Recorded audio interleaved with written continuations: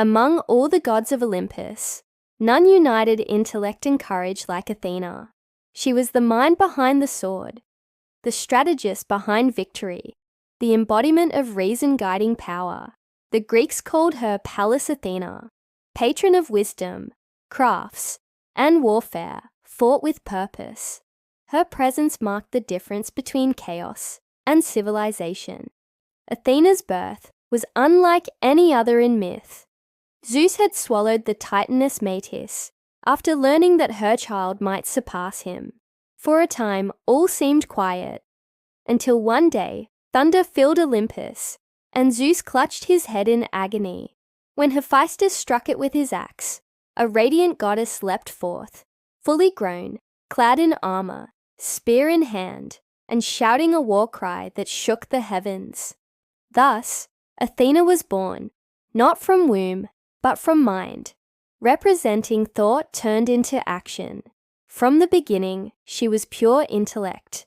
She favored discipline over impulse, justice over passion. Where Ares glorified violence, Athena refined it into strategy. Where Aphrodite ruled emotion, Athena mastered restraint.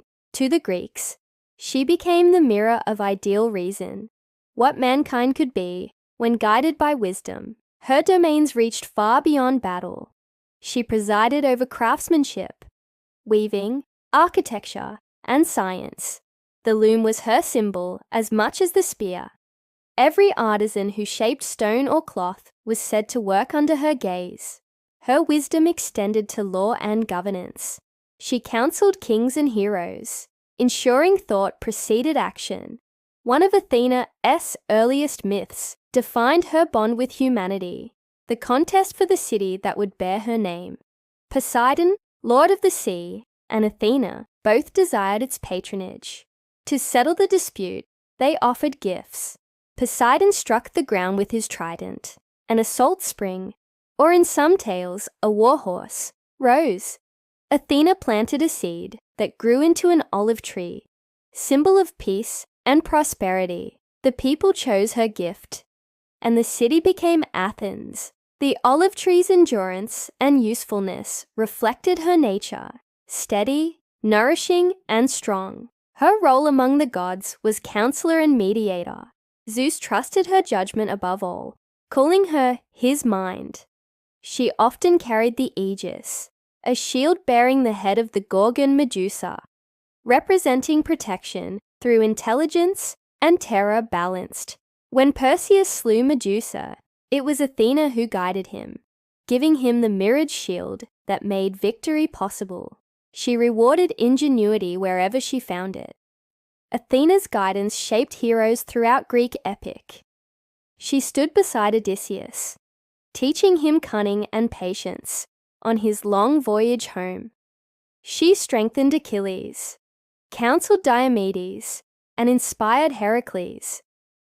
When mortals relied on intellect rather than brute strength, they invoked her. Yet she punished arrogance as swiftly as she rewarded wisdom. When the mortal Arachne boasted her weaving was equal to the goddesses, Athena challenged her to a contest. Arachne's work was flawless, but her pride fatal. Athena transformed her into a spider, doomed to weave forever. The tale warned that talent without humility leads to downfall. In the Trojan War, Athena's influence was decisive. After Paris judged Aphrodite the fairest, denying Athena the prize, the goddess turned her favor to the Greeks.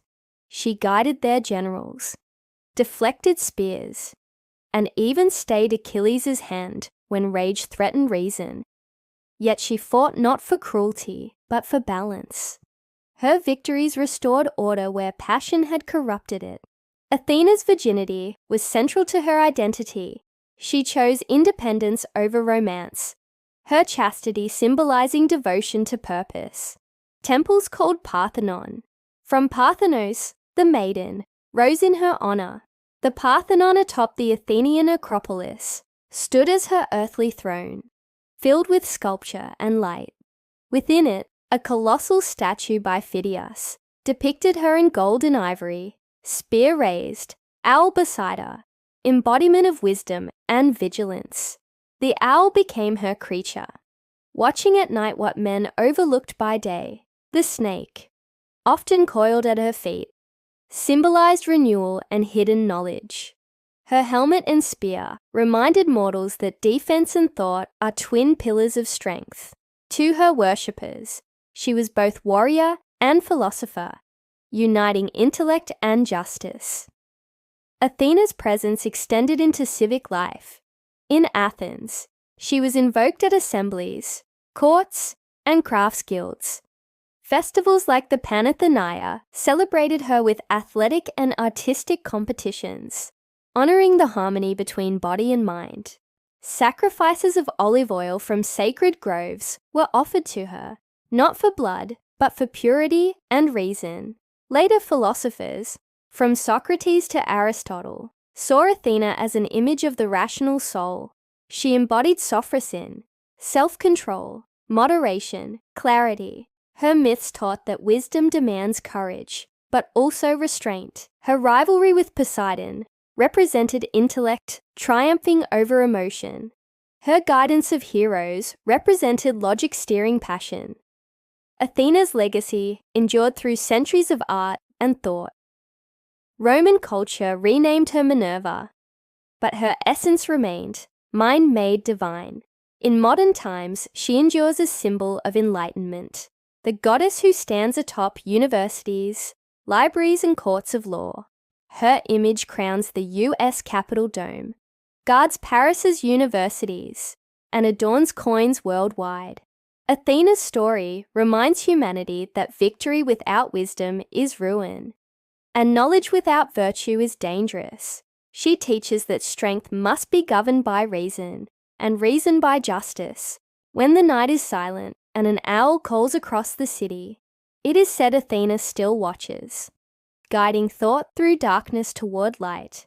Athena, born from the mind of Zeus, goddess of wisdom, crafts, and strategic war. Civilization itself is her temple. Educational storytelling, not religious content.